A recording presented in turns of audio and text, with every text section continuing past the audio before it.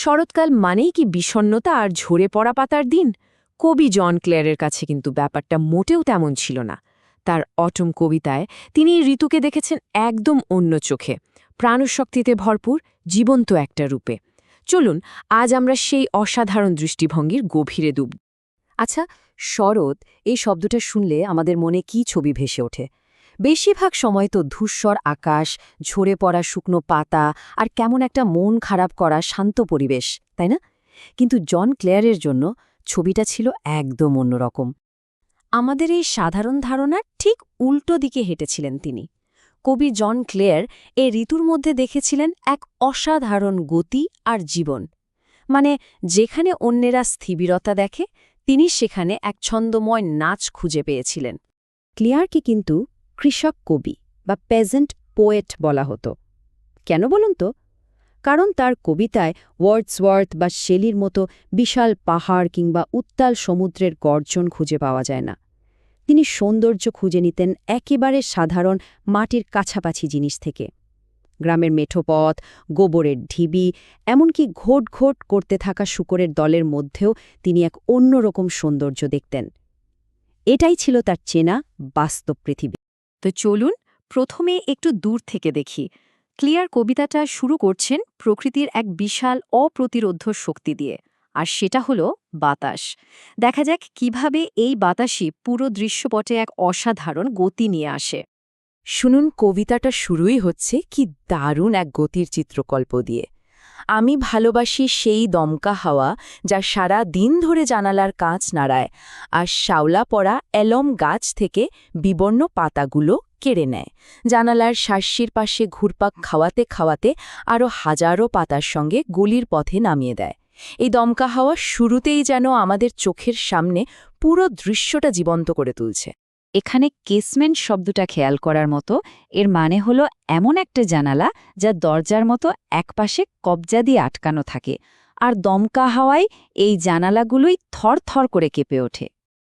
আচ্ছা, ক্লেয়ারের শব্দ ব্যবহারের বিষয়টা একটু দেখুন। তিনি নাড়ানো, কেড়ে নেওয়া, ঘুরপাক খাওয়ানো, এমনকি নাচার মতো অত্যন্ত জীবন্ত কিছু ক্রিয়াপদ ব্যবহার করেছেন। এই শব্দগুলোর জন্যই কিন্তু দৃশ্যটা আর স্থির নেই, বরং মনে হচ্ছে যেন সবকিছু একটা ছন্দে নাচছে। নভেম্বরের ওই তথাকথিত বিষণ্ণ দিনগুলোও এখানে কেমন প্রাণবন্ত হয়ে উঠেছে। বাতাসের এই বিশাল ঝাপটা থেকে এবার ক্লিয়ার আমাদের দৃষ্টিকে নিয়ে আসছেন আরও একটু কাছে, একটা ছোট্ট ঘরোয়া দৃশ্যের দিকে। কুটিরে চালের উপর বসা চৌরি পাখি, যার কিচিরমিচির শব্দ বিশ্বাস করতে বাধ্য করে যেন বসন্ত এইমাত্র খুনসুটি করে গেল গ্রীষ্মের কোলে ফুল নিয়ে শুয়ে থাকার জন্য। ভাবুন একবার, শরৎকালের বাস্তবতার মধ্যে হুট করে যেন বসন্তের এক ঝলক স্মৃতি চলে এলো। একটা মাত্র পাখির ডাক, এই ছোট্ট একটা শব্দই কিন্তু পুরো কবিতার মেজাজকে বিষণ্ণ হতে দেয়নি। এটা শরৎকালের হিমেল বাস্তবতার মাঝে হঠাৎ করে এক ঝলক উষ্ণতার অনুভূতি নিয়ে আসে, যা কবিতাটাকে আরও গভীর আর আবেগময় করে তোলে। এই বৈপরীত্যটাই একবার ভাবুন। একদিকে নভেম্বরের ঠান্ডা হাওয়া আর পাতা ঝরে যাওয়া গাছ, আর তার ঠিক বিপরীতেই একটা চড়ুইয়ের ডাকে মনে পড়ে যাচ্ছে বসন্তের উষ্ণতার কথা। এই অসাধারণ কন্ট্রাস্টই কবিতাটিকে একটা অন্য মাত্রা দিয়েছে। এবার কবির মতো আমরাও দৃষ্টিটাকে আরও নিচে নামিয়ে আনি, একেবারে মাটির কাছাকাছি। দেখব সেখানে ছোট ছোট সাধারণ জিনিসগুলোর মধ্যে কিভাবে সৌন্দর্য লুকিয়ে আছে। পুরনো কাকের বাসার কাছ থেকে অ্যাকর্ন ফলগুলো টুপটাপ শব্দ করে গাছ থেকে ঝরে পড়ে, আর খোদ খোদ করা শূকরের দল, যারা সবকিছুর জন্য অপেক্ষা করে, হুড়োহুড়ি করে ছুটে যায় যেখানে সেগুলো পড়ে। দেখুন, সে স্তবকে অ্যাকর্ন পড়ার শব্দ আর শূকরদের ছোটাছুটির কি প্রাণবন্ত একটা বর্ণনা। ব্যাপারটা খেয়াল করেছেন? ক্লেয়ার কিন্তু শুধু ছবি আঁকছেন না, তিনি আমাদের শরৎকালকে শোনাচ্ছেনও।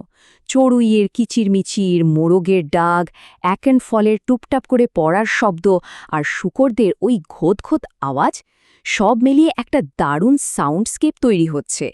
এই শব্দগুলোই কিন্তু দৃশ্যটাকে একদম জীবন্ত করে তোলে, আমাদের যেন ঘটনার ঠিক মাঝখানে নিয়ে যায়। আর ঠিক এই জায়গাটাতে ক্লেয়ার অন্যদের থেকে একদম আলাদা। গোবরের ঢিবি বা ঘোত করা শূকর, ১৯ শতকের কবিতায় এসবের কথা ভাবাই যেত না। কিন্তু ক্লেয়ার এগুলোকে খুব সহজভাবে কবিতায় জায়গা দিয়েছেন, কারণ তিনি গ্রামীণ জীবনের সম্পূর্ণ এবং বাস্তব চক্রটাকেই তুলে ধরতে চেয়েছিলেন। তাহলে এই যে দূর থেকে দেখা বাতাস, কাছের চড়ুই পাখি আর মাটির উপরে শূকরের দল, এই সবকিছু মিলিয়ে ক্লেয়ার আসলে আমাদের কি বলতে চাইছেন? চলুন তার এই গভীরতর দৃষ্টিটা এবার একটু বোঝার চেষ্টা করি। দেখুন, কবিতাটাতে ৩টা মূল ভাবনা কিভাবে মিলেমিশে একাকার হয়ে গেছে। একদিকে আছে পরিবর্তন, গ্রীষ্ম থেকে শরতে আসা, কিন্তু সেই পরিবর্তনের মধ্যেই রয়েছে ভরপুর প্রাণশক্তি, সেটা বাতাসের গতিতেই হোক বা শূকরের ছোটাছুটিতে। আর এই সব কিছুই ঘটছে খুব সাধারণ এক গার্হস্থ্য জীবনের পটভূমিতে, একটা আরেকটার সাথে কি সুন্দরভাবে জড়িয়ে আছে। আর সবশেষে সবচেয়ে গুরুত্বপূর্ণ যে বিষয়টা, সেটা হলো আমি ভালোবাসি, এই কথাটার পুনরাবৃত্তি। ক্লেয়ার কিন্তু প্রকৃতির এই পরিবর্তন বা ক্ষয় নিয়ে কোনো শোক করছেন না, বরং তিনি এই ঋতুর প্রত্যেকটা অংশকে মন থেকে উপভোগ করছেন, উদযাপন করছেন। তিনি প্রকৃতির এই পুরো চক্রটাকে গভীর ভালোবাসার সাথে গ্রহণ করেছে। ক্লেয়ারের এই গভীর পর্যবেক্ষণ আমাদের একটা প্রশ্ন করতে বাধ্য করে, তাই না? আমাদের নিজেদের চারপাশে এমন কত ছোট ছোট সাধারণ সৌন্দর্য হয়তো লুকিয়ে আছে যা আমরা খেয়ালই করি না। হয়তো আমাদেরও মাঝে মাঝে একটু থেমে মনোযোগ দিয়ে চারপাশটা দেখার প্রয়োজন।